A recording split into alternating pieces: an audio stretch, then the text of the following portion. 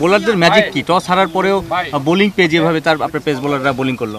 না দেখেন, আমি টসের সময় বলেছিলাম যে আমার কাছে মনে হয় যে রাইট চ্যানেলে বোলিংটা শুরু করা ইম্পর্টেন্ট, এবং আমি যদি বলি খালেদ এবং শরীফুল প্রথম বল থেকেই একদম রাইট চ্যানেলে বল করছে, এবং আমরা যেভাবে প্ল্যান করেছিলাম ওইভাবে করার চেষ্টা করেছি। আর ফার্স্ট 5-6 ওভার একটু উইকেট অবশ্যই অনেক ভালো ছিল, বাট 5-6 ওভার আমার কাছে মনে একটু মস্টার ছিল, ওটা কাজে লাগাতে পেরেছি আমরা ভালো মতো।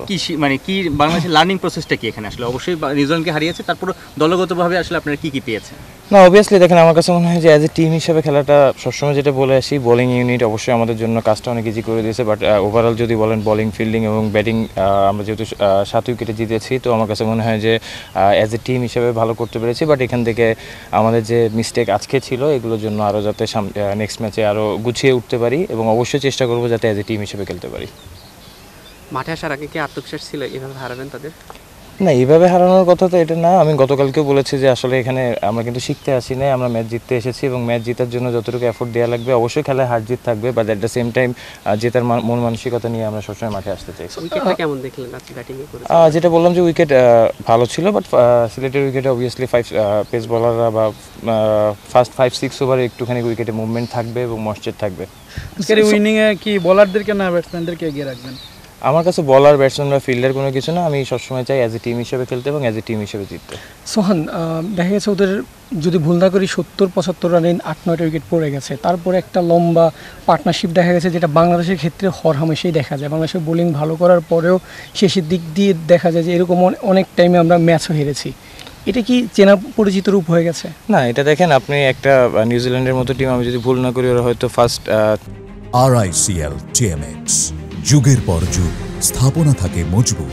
3টা ওডিআই টিমের ভিতরে থাকবে, এবং ওদের 8টা ইন্টারন্যাশনাল প্লেয়ার আছে যারা নিউজিল্যান্ডের হয়ে পার্টিসিপেট করতেছে। তো তাদের এগেনস্টে আপনি এইভাবে খেলা শুরু করছেন, অবভিয়াসলি আমার কাছে মনে হয় যে credit goes to our team, এবং যেটা বললাম অবশ্যই কিছু মিস্টেক থাকবে, সেখান থেকে আবার নিজেদের আরও কতটুকু গুছিয়ে আনতে পারি এটা চেষ্টা করবো। ভাই, আমরা চাইলে তো তাদের 100-এর ভিতরে ধরে ফেলতে পারতাম, বাট শেষ সময় দেখলাম যে রানটা একটু বেশি হয়ে গেল নাকি?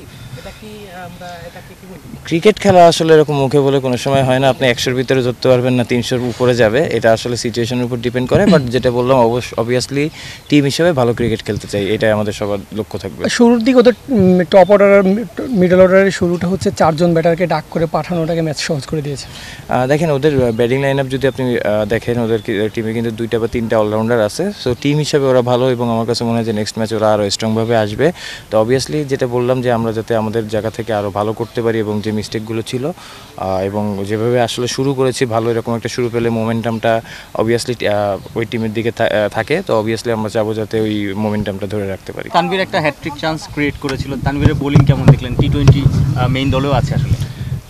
না দেখেন, আমার কাছে যেটা মনে হয় যে অবভিয়াসলি এই উইকেটে আমরা যেভাবে চাচ্ছি, টিম যেভাবে চাচ্ছে, ও ওইভাবেই দেওয়ার চেষ্টা করেছে। যে সিচুয়েশন ছিল ওই সময়, ওর 1-2টা উইকেট নেওয়া টিমকে মানে এগেনস্ট টিমকে আরও ব্যাকফুটে দিয়ে দিয়েছে। অবভিয়াসলি আমি যেটা বললাম যে টিম হিসেবে যার যেখানে যতটুকু দরকার, কারো যদি একটা ফিল্ডিং করে হোক, কারো যদি 10 রান করে হোক, আমার কাছে মনে হয় না যে কেউ 50 বা 100 করলো ম্যাচ হারলে ওইটার কোনো ক্রেডিট নেই। কেউ যদি 10-20 রান করে বা একটা ফিল্ডিং করে রান আউট করে ম্যাচ জিতে, আমার কাছে মনে হয় ওইটাই ইম্পর্টেন্ট। আর সোহান, অ্যাজ এ ব্যাটার হিসেবে আনবিটেন থাকা নিশ্চয়ই কনফিডেন্স ক্যারি করা যায়।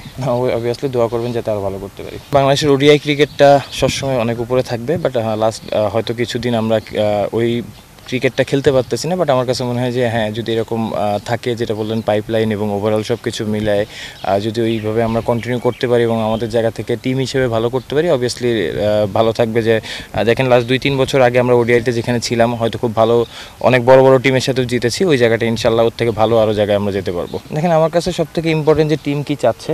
নেক্সট ম্যাচ পরশুদিন, তো ওই ক্ষেত্রে আমাদের টিম কম্বিনেশনের জন্য যে টিমটাই বেস্ট মনে হবে ওই টিমটাই খেলবে ইনশাল্লাহ।